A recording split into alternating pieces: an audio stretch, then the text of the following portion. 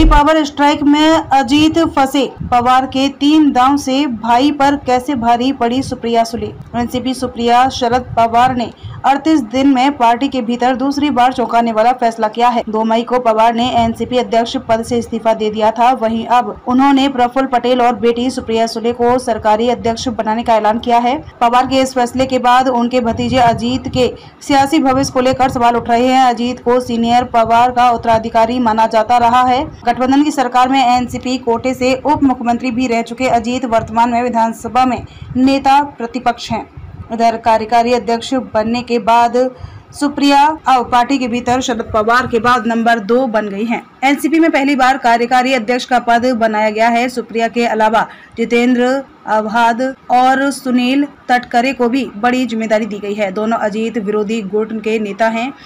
Pawar sharing फार्मूले में अजीत के करीबियों को ज्यादा कुछ नहीं मिला है। पवार के इस्तीफे के बाद से ही अजीत लगातार बैकफुट पर है। सुप्रिया को लेकर अब पवार के फैसलों ने उनकी सियासी मुसीबत और अधिक बढ़ा दी है। पवार के दाव से दादा पर भारी पड़ी सुप्रिया। अजीत के राजनीति में आने के 16 साल बाद सुप्रिया पॉलिटिक्स में आई, लेकिन अब शरद पवार के 3 दाव से अपने भाई पर ही भारी पड़ गई हैं।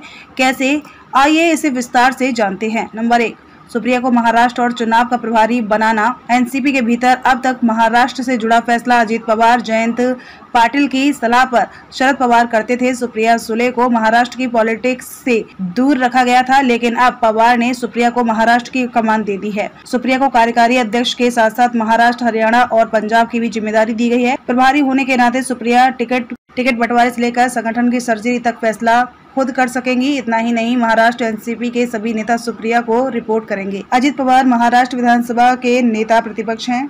विधायकों की राय लेकर उनको हटाने का भी अधिकार अब सुप्रिया के पास आ गया है। एनसीपी का महाराष्ट्र में ही सबसे अधिक पैठ है। ऐसे में सुप्रिया अगर यहां और अधिक मजबूत होती हैं, तो एनसीपी के भीतर अजीत का दबदबा खत्म हो जाएगा। नंबर 2, सुप्रिया के साथ प्रफुल्ल को भी कार्यकारी अध्यक्ष बनाना। 25 साल पहले बनी पार्टी एनसीपी के नए उत्तराधिकारी को लेकर लगाई जा रही थी। हाल में जब शरद पवार ने इस्तीफा दे दिया, तो एनसीपी की एक कमेटी ने उन्हें एक सुझाव दिया था। सुझाव में कहा गया था कि अजीत पवार को महाराष्ट्र की कमान दे दी जाए और सुप्रिया को महाराष्ट्र छोड़कर पूरे देश की।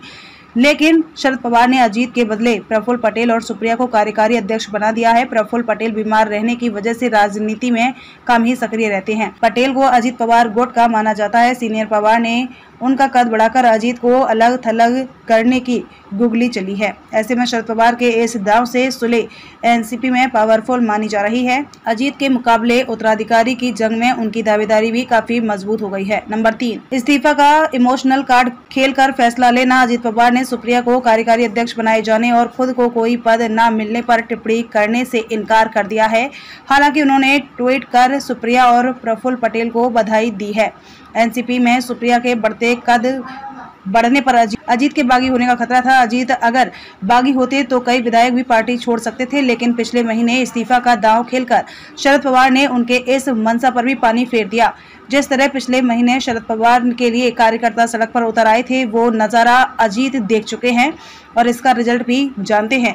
राजनीतिक जानकारों का मानना है कि अजीत अभी अगर बगावत करेंगे तो यह शरद पवार के खिलाफ जाएगा। साथ ही नई कार्यकारिणी में भी उनके समर्थकों के पर कतर दिए गए हैं। ऐसे में पार्टी पर संवैधानिक रूप से दावा ठोकना भी उनके लिए आसान नहीं होगा। एनसीपी में अजीत का पर क्यों कटा?